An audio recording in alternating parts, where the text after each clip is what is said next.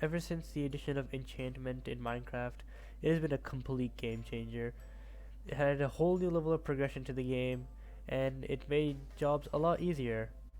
But as the game kept getting updated, they added more and more enchantments and more weapons, and it became kind of confusing what to put on what thing, and what is better, and what's the meta, and all that stuff.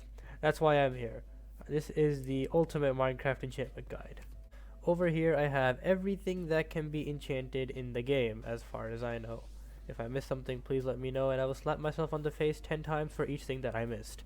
Before we get to specifics of what to put on what item, the enchantments of mending and unbreaking go on pretty much everything with the exception of the bow, unless you are an idiot. But we'll get to that later. When it comes to helmets, I recommend Protection 4, Aqua Affinity, and Respiration. With chest plates, you have a choice. You can get Protection or Blast Protection. It doesn't matter. Personally, I choose Blast Protection because it's more useful while fighting the Wither or while mining Netherite, using beds or TNT. For leggings, I recommend using Blast Protection. For leggings, I recommend using Fire Protection because it will save your life. One day it will. Trust me. For boots, Protection 4 as usual with Depth Strider, Feather Falling, and Soul Speed. These are very useful enchants, especially Feather Falling. You're gonna need that as well. It's also gonna save your life. Another option is Thorns. It's a big pain to get, and it's not really that worth it. So it's your choice if you want to get Thorns or if you don't. It also takes up armor durability, so I don't know if it's that worth it. Then we have the Elytra, which is pretty simple with unbreaking and mending, and the shield, which is a bit extra, but you know, mending and unbreaking.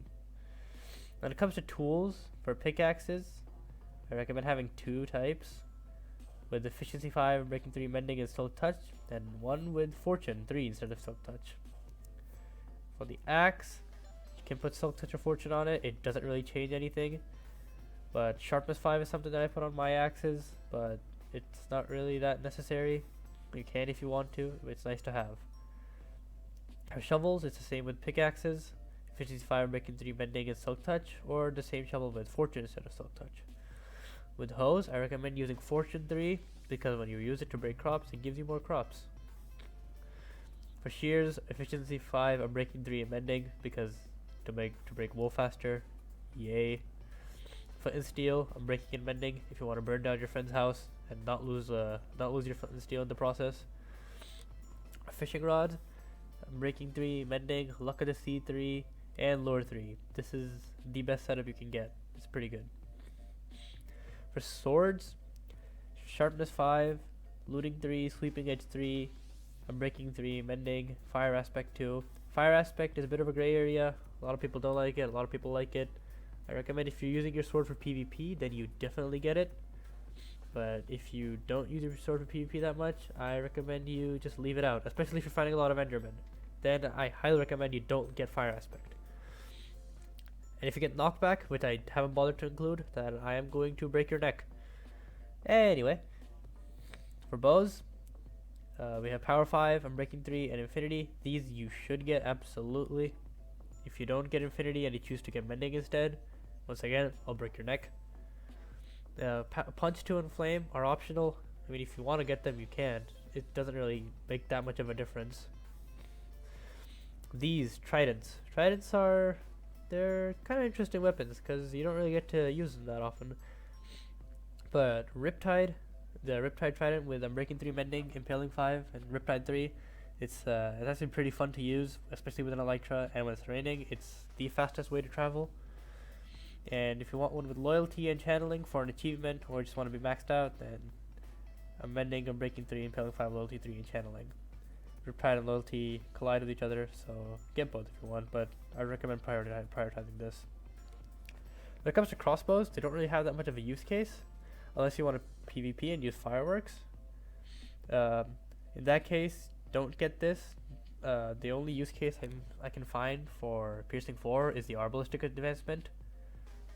But Multi-Shot and Quick Charge 3, this is the more popular and more useful form of the crossbow, as you can load it with fireworks and it shoot 3 instead of 1, which is pretty nice, and it also charges quick.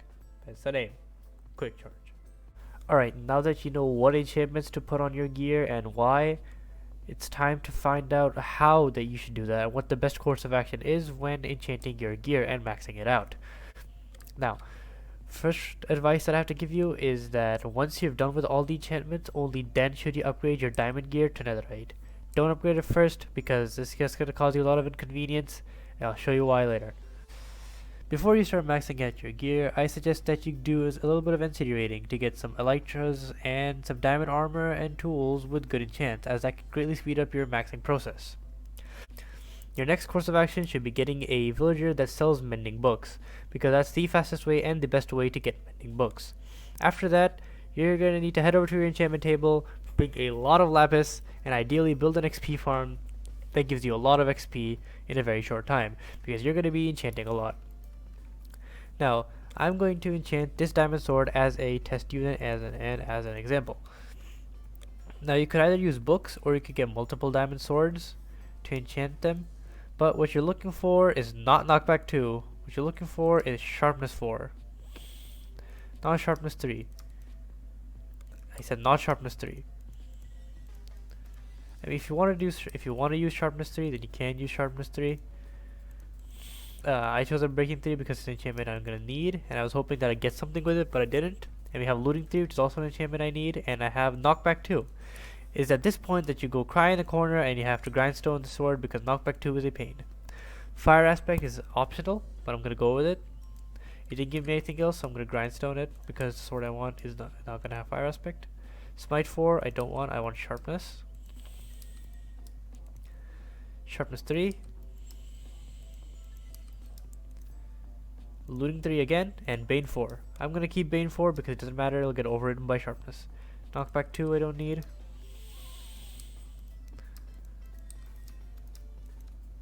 Sharpness 3, why did I do that? I usually wouldn't do that.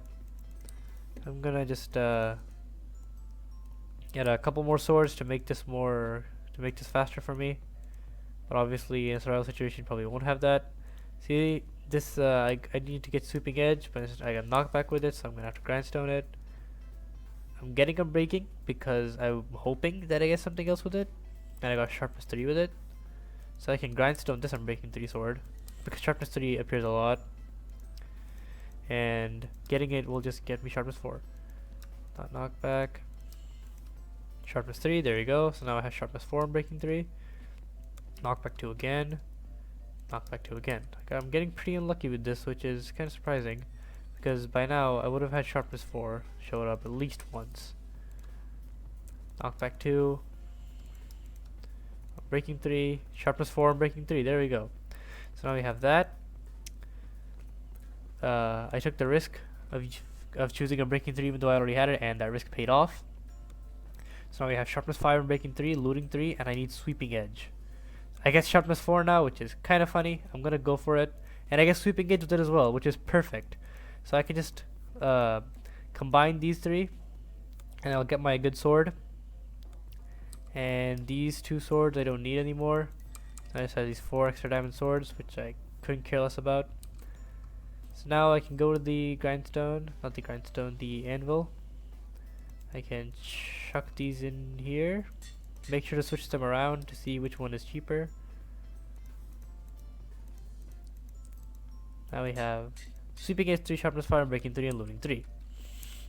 Now you could add Mending from your villager, but I'm just going to use a command for video purposes. And we have a diamond sword with Sweeping Edge 3, Sharpness 5, Breaking 3, Looting 3, and Mending, which is what you would want if you are planning to do PvE and not PvP. This is the ideal sword. Fire Aspect is not ideal for this. Anyway, that was the enchanting process. It was an example enchanting process. You can use this with any other piece of gear, and it's actually it's much easier with other pieces of gear because swords, they have the most enchantments, and they also have the most conflicting enchantments and the ones that matter the most. Apart from crossbows, when nobody uses crossbows. So in armor and stuff, it's way easier. You can just follow this example, and if you need any help, the comments, just type your questions down there. I'll read them, and I'll answer them to the best of my abilities. I'll maybe make a part 2 if needed. Anyway, if this guide was helpful, then smash that like button. Okay, that's cringe. And subscribe, because yes, this has been Metro. Bye.